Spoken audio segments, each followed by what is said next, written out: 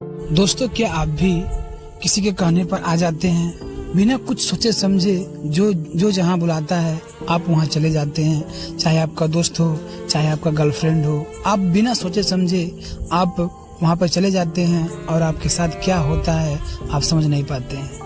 दुनिया में साजिशें बहुत हो रही हैं और इस कहानी में इसी साजिश का पर्दाफाश किया गया है जो आपको समझना चाहिए। दोस्तों, चैनल पर नए होंगे, चैनल को सब्सक्राइब कर देना। धन्यवाद। मुलाकात बनी मौत की वजह, रूबी ने रची साजिश। रूबी चंचल स्वभाव की थी जिसकी वजह से कोई भी उसकी ओर आकर्षित हो जाता था। पहले आनंद पाल और बाद में इंद्रपाल उसके अल्हड़पन से ही उसके करीब आए थे। बाद में दोनों में ऐसी ठनी कि इंद्रपाल को दुनिया से जाना पड़ा और आनंद को जेल जाना पड़ा। 20 साल की रूबी लखनऊ के आशियाना इलाके में नौकरी करती थी।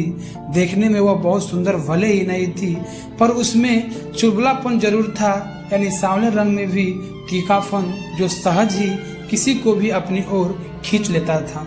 दिल खोलकर बात करने की उसकी अदा से सबको लगता था कि रूबी उसे ही दिल दे बैठी है। रूबी अपने गांव से शहर आई थी। उसे अपने हुनर से ही गुजर बसर करने लायक जमीन तैयारी करती थी। वह बहुत सारे लोगों से मिलती जुलती थी, जिनमें से एक आनंद भी था। उम्र में वह रूबी से करीब 10 साल बड़ा था। इसके बाद रूबी और आनंद की आपस में गहरी दोस्ती हो गई। रूबी काम पर जाती तो उसे लाने जाने का काम आनंद का ही रहता था। रूबी को भी इससे सहूलियत होती थी। उसे वक्त बेवक्त अनजाने में कोई डर नहीं रहता था। एक तरह से रूबी को ड्राइवर और गार्ड दोनों मिल गए थे। दोस्ती से शुरू हुई यह मुलाकात धीरे धीरे रंग लाने लगी। वक्त के साथ साथ दोनों के संबंध गहरे होने लगे। आनंद चाहता था कि रूबी केवल उसके साथ ही रहे, पर रूबी हर किसी से बातें करती थी। उसके खुलेपन से बातें करने से हर किसी को लगता था कि रूबी इसकी खास हो गई है। आनंद और रूबी का चक्कर चल ही रहा था कि वह इंद्रपाल के संपर्क में आ गई। इंद्रपाल उसके साथ काम करता था। अब रूबी कभी कभी आनंद के बजाय इंद्रपाल के साथ आने जाने लगी। आनंद और इंद्रपाल में अंतर यह था कि इंद्रपाल रूबी की उम्र का ही था। सीतापुर जिले का रहने वाला इंद्रपाल नौकरी करने के लिए लखनऊ आया था। आनंद को रूबी और इंद्रपाल का आपस में घुल मिलना पसंद नहीं लग रहा था। वह सोच रहा था कि किसी दिन रूबी को समझाएगा। एक दिन रूबी और इंद्रपाल शाम को आशियाने के किले चौराहे पर चाट के ठेले पर खड़े पानी पूरी खा रहे थे। रूबी को पानी पूरी बहुत ही पसंद था। इत्तेफाक से आनंद ने दोनों को देख लिया तो उसे गुस्सा आ गया। जब रूबी आनंद से मिली तो उसने कहा, तुम आजकल अपने नए दोस्त से कुछ ज्यादा ही घुल मिल रही हो। यह मुझे पसंद नहीं है। अगर मुझ में कोई कमी हो तो बताओ, लेकिन तुम्हारा इस तरह से किसी और के साथ समय गुजारना मुझे अच्छा नहीं लगता। तुम भी क्या क्या सोचते रहते हो? हम दोनों केवल साथी हैं। कभी कभी उसके साथ घूमने चली जाती हूँ। इससे तुम्हारे मेरे संबंधों में कोई फर्क नहीं पड़ेगा। तुम परेशान मत हो। देखो, तुम्हें फर्क भले न पड़ता हो, पर मुझे पड़ता है। मैं इसे सहन नहीं कर सकता। मेरे जानने वाले कहते हैं कि देखो, तुम्हारे साथ रहने वाली रूबी अब किसी और के साथ घूम रही है। लोगों का क्या है, ये तो केवल बातें बनाना जानते हैं। तुम उनकी बातों पर ध्यान ही मत दो। तुम मुझ पर यकीन नहीं कर रहे, इसलिए लोगों की बातें सुन रहे हो। रूबी, मैं ये सब नहीं जानता। बस मुझे तुम्हारा उस लड़के के साथ रहना पसंद नहीं है। जिस तरह से तुम उसके साथ घूमने जाती हो, उससे साफ लगता है कि तुम मुझसे कुछ छिपा रही हो। रूबी ने आनंद से बहस करना उचित नहीं समझा। वह चुपचाप वहां से चली गई। उसे आनंद का इस तरह से बात करना पसंद नहीं आया। वह मन ही मन सोचने लगी कि आनंद से कैसे पीछा छुड़ाया जाए। यही बात आनंद भी सोच रहा था। आनंद रूबी के चाचा से मिला और उसे रूबी और इंद्रपाल के बारे में बताया। यह बात उसके कुछ इस तरह से बताई कि रूबी के चाचा उस पर बहुत ज्यादा नाराज हो गए।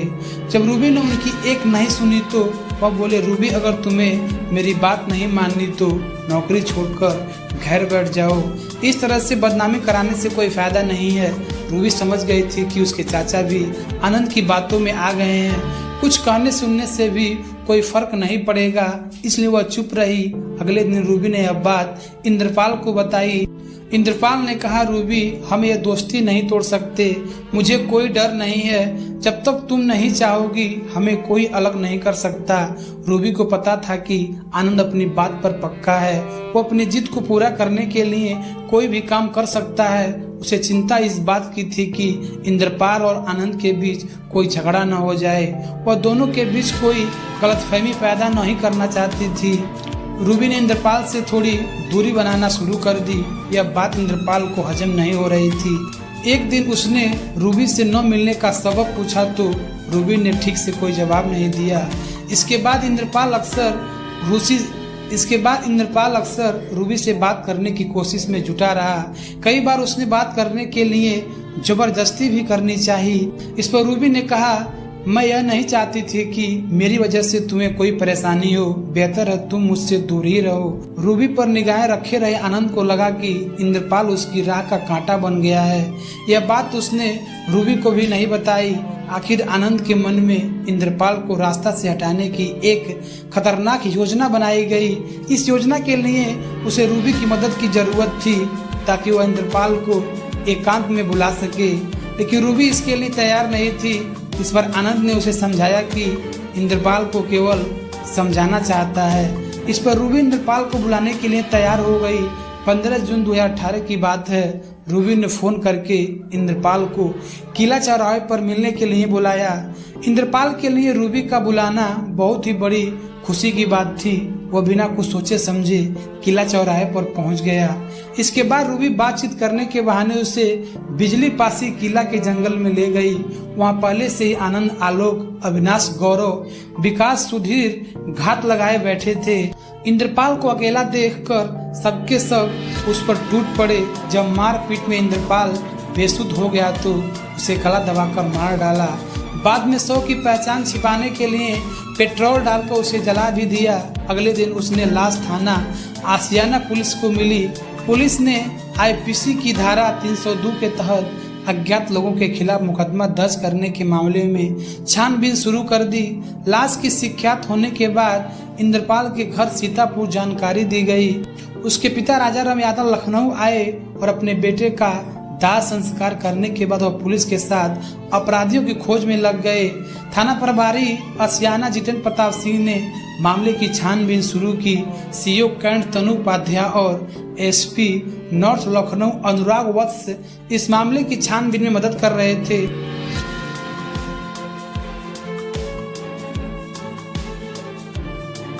पुलिस ने इंद्रपाल के मोबाइल फोन की छानबीन की तो फोन में रूबी का नंबर मिला। नंबर के डिटेल से पता चला कि दोनों के बीच बहुत ज्यादा बातचीत होती थी। घटना के दिन भी रूबी के फोन से इंद्रपाल के फोन पर बात की गई थी। इससे पुलिस को मामले का सुराग मिलता दिखा। पुलिस को अपनी छानबीन में यह भी पता चला कि रूबी के चाचा ने उसे इंद्रपाल से मिलने के लिए मना किया था और नौकरी छुड़वा दी थी। एसपी नॉर्थ अनुराग वत्स ने बताया कि इंद्रपाल को धोखे से बुलाया गया था। पहचान छिपाने के लिए उसके चेहरे को जलाने की कोशिश की गई थी। सीओ कैंट तनु उपाध्याय ने बताया कि जब पुलिस ने पूरी छानबीन की तो रूबी से घटना के बारे में पूछा गया। रूबी ने शुरुआत में तो बहानेबाजी की, पर पुलिस ने जब उसे सबूत दिखाए तो उसने अपना अपराध कबूल कर लिया। 24 जून 2018 को कथा लिखे जाने तक आनंद पकड़ से बाहर था। बाकी सभी आरोपी जेल भेजे जा चुके थे। रूबी का अल्हड़पन दोनों पर भारी पड़ा। एक ही जान गई पर दूसरा फरार है। थाना प्रभारी आसियाना जितेंद्र प्रताप सिंह का कहना है कि उसे जल्द ही पकड़ लिया जाएगा। लखनऊ के एसपी दीपक कुमार ने इस ब्लाइंड मर्डर स्टोरी का पर्दाफाश करने के लिए सभी पुलिस कर्मचारियों को बधाई दी। पुलिस ने रूबी के साथ आनंद के साथियों आलोक, अविनाश, गौरव, विकास और सुधीर को भी गिरफ्तार करके जेल भेज दिया। दोस्तों, इस कहानी से बहुत ज़्यादा सीख मिलती है कि आप भी किसी के बुलाने पर जाते हैं, आगे पीछे नहीं सोचते हैं और आपके साथ ये घटना हो जाता है।